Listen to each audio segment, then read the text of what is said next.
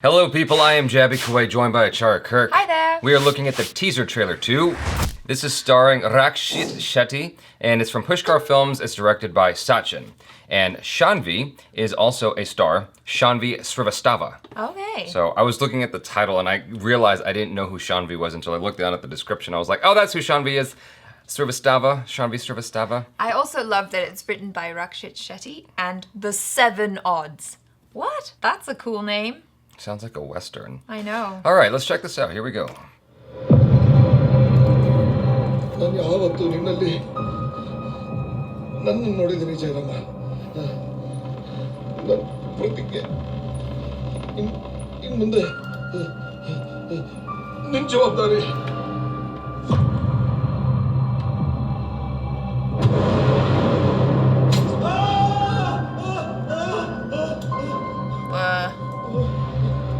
Ew.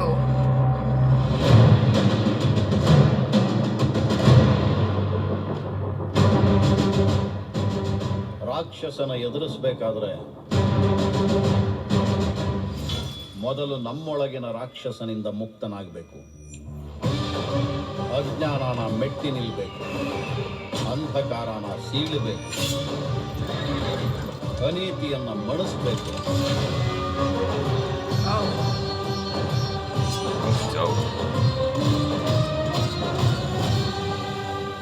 ಆವಾಗ ನಮ್ಮೊಳಗವನು ಜಾಗೃತನಾಗ್ತಾನೆ.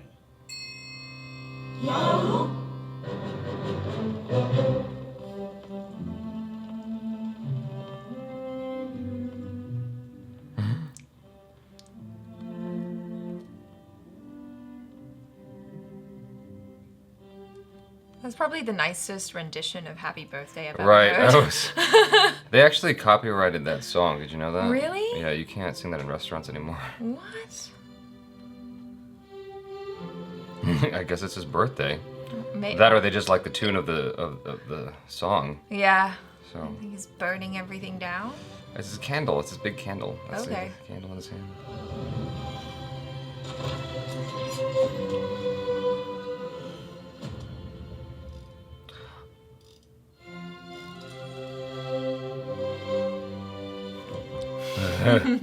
Very. All right. That's really interesting. Like, just the tone at the end there is very different from what it was in the beginning. Like, the whole way through, almost, it's giving this sense of it being this very epic, emotional, moving, historical drama. And then at the end, you've got this dude who looks like maybe he's part of some military operation. And then they've got Happy Birthday playing in the background, and he's very suavely lighting that cigar with a torch and then burning the whole place down. And then he kicks the very part onto the coming soon. So it has this kind of like comedic feel to it. It's, I wouldn't say comedic. I'd say just lighthearted and whimsical. Yeah, like tongue-in-cheek. So it's just a little like, oh, that's interesting. Is there going to be that element to the movie as well? What I know for sure is one thing. When I start directing full feature-length films, I was going to say directed by the Jabs. Or something like the Jaby. The singular name thing is so bold, and it seems to be a growing trend in South India where people are going by a single name. Yeah. You know? Yeah. You know, Cher was doing that for a long time. Madonna. Prince. You know, that's been a thing. All the greats. It was formerly reserved for musicians, and now it's for movie stars. Huh. So. That's right. Or Yash. There we go. That's why I'm saying, like, a regional Indian cinema, like a lot of these people. And now it's with the directors as well. The directors have been doing it for a good minute. About the trailer itself, there's this certain look to it that I can't quite articulate. It's almost like a green screen-ish effect, but Yes. not quite green screen. It's almost like an animation where it feels sort of surreal when you're looking at it. I almost want to call it hyper real. It just seems to be extra three-dimensional somehow in the way that they've shot it or in the way that they've kind of finished it in the post-production or something. You ever watch Underworld? Yeah. And whenever they show actual, because most of the movie's in the dark, like at night rather, and they do show daytime in the film, and that kind of surreal look when they actually show daytime, or in Lord of the Rings when they show flashbacks. I'm trying to pull from what I feel like I remember how that looks. Maybe my brain is making it up, but this sort of has a deliberate artificial look to it, and I actually really dig it. Yeah. Oh, you know what another one might be is, this is a stretch, but Hardcore Henry is another one. You haven't seen that, No. but yeah, it's got a certain look to it that I really enjoy. I don't know if that's going to be how the whole film is, but I like what they're showing here. And this guy, who I assume is the hero, definitely has a very formidable look about him. Yeah. And that's obviously what they're going for. I mean, he breaks the chains. He's the chain breaker. Breaker of chains? The What? breaker of chains, the There you mother go. of dragons, There the you breaker go. of chains. Well, he's the breaker of chains and the mother of this movie, or father of this movie, whatever. Okay, that was dumb. So anyway, yeah, this is pretty cool, and he's just got this. I don't know. He's got this intensity to him that I'm enjoying. It's working for me. I love all the stuff that looks really period, mostly because I'm a sucker for anything that's period, but I do think it is very beautifully shot. Even this freeze frame that we're looking at right now, which is like the dark versus the light. It's very symbolic looking, you know, and the way it's all kind of Converging towards the pointing your center. eye towards the center. Yeah. It's also playing with the color palette though, quite a lot. Like here, forgive me for going here again, but I haven't said it in a while. Uh-oh. It's got a very Zack Snyder feel to it in terms of the color. I knew that was coming. You know what I'm saying? Yeah. No, I mean, Zack Snyder favors more sepia red-ish tones, at least with the example that I'm going to hold off on saying.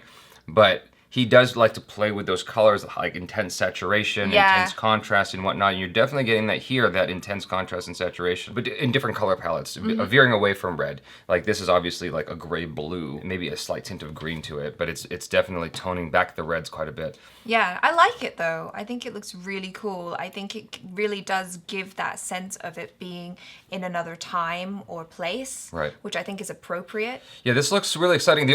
I'm really appreciating the framing as well. Like this right here, I just like the aesthetic of the framing. It's the symmetry of it all. The one thing I'm hoping, I liked KGF, but the one complaint I had about it, it was a big complaint, was just the editing. Yeah. The editing was so fast that it was like a lot for me to keep up with. And I know that wasn't a complaint for most people, but for me it was something that I didn't appreciate as much. And I'm hoping that here, given the way they showed that happy birthday sequence, where it was taking its time, it was not cutting, I think that there's a possibility that they'll ease up on the editing in this film, hopefully, so that you can appreciate the shots. Because, you know, these directors, the cinematographers, they spend quite a bit of time figuring out that framing, and the worst thing you can do is not allow the audience an opportunity to appreciate that art. Yeah. You know, that basically the painting you're doing with people and set pieces, if you're not giving people an opportunity to appreciate it, you're just moving on too quick, it's a little disappointing.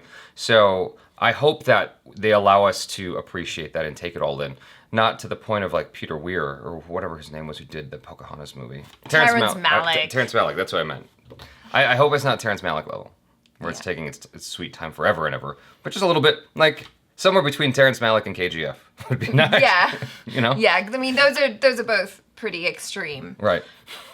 That's what I'm looking for, right down in the middle. In the middle. There was this religious aspect to it as well. I didn't really understand. Do you get it? Like, there's this scene right here at 109 really. with a bunch of like religious people. At least they look like they're in religious outfits. I don't know if it's just a ceremony of some kind or if it's supposed to be an actual thing related to something supernatural or next level. I mean, Yeah. it looks like a set, and so it looks like they're just kind of celebrating. But Well, it seems kind of meta because we're watching the people watching the scene, and then they're telling us that this guy is the savior, and you're like, wait, but who is he? So it seems really meta to me. I don't know. well, he's obviously a military guy, right? Or he's just wearing that as an outfit, like M. Bison.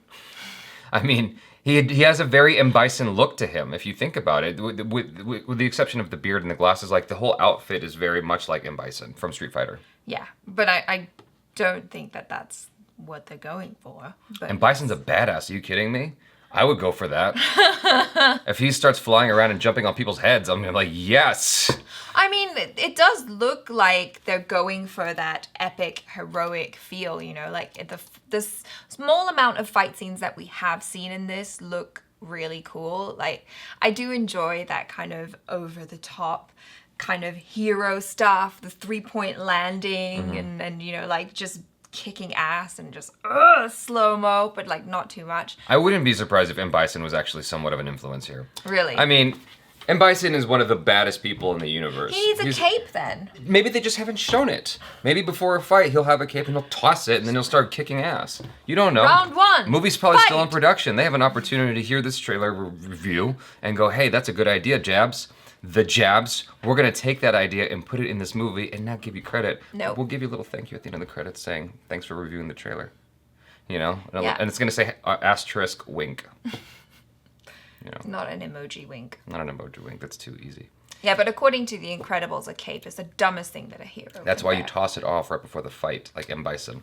Boom. Yeah, he's pretty powerful. I mean, he's doing this cool Hapkido move. Obviously, in real life, they're not going to fly up that high, but there are techniques in Hapkido where if two people come at you, you can. I mean, I don't think in real life it would work. Because for two people to come at you with like the perfect punch, because everything is very wild in real life in a real fight, right? But there are techniques that I've been taught where if two people come at you, you can take them, come around, twist them, and flip them. Cool. Just like this. And it's interesting to see that. I mean, I just wonder how that's all going to be put together. Also, back to like the color palette and the saturation and all that. Look how dark this imagery is. To me, that takes confidence to be able to do this, and it takes skill to do it right. Yeah, because you see the shafts of light coming in behind him and it looks beautiful. Right. And he's perfectly silhouetted as well. I can't remember where it was. It might have been Game of Thrones, but there was a fight scene that was taking place that was really important and epic, and it was in the dark. It probably wasn't Game of Thrones. It was probably some martial arts movie. It might have been John Wick, but there was an important fight, and it was like, it must have been John Wick. That's more what it was. And it was like dark, so I couldn't really see what was happening. And that's the most frustrating thing. It's like, if it's dark, you need to have shafts of light coming in so you can get the details of what's happening, slow it down a little bit, like they're doing here. It's shafts of light, and they're slowing it down so you can really appreciate. And look at the grains of sand coming off the ground. I know, it's gorgeous. I mean, this is an epic shot. I really like just stylistically what we're seeing so far. And I really, really hope that it's not hyper editing, because I'm loving just the style visually so far. So anyway, you guys do let us know your thoughts in the comments below. Check out Achara Kirk. She's right next to me.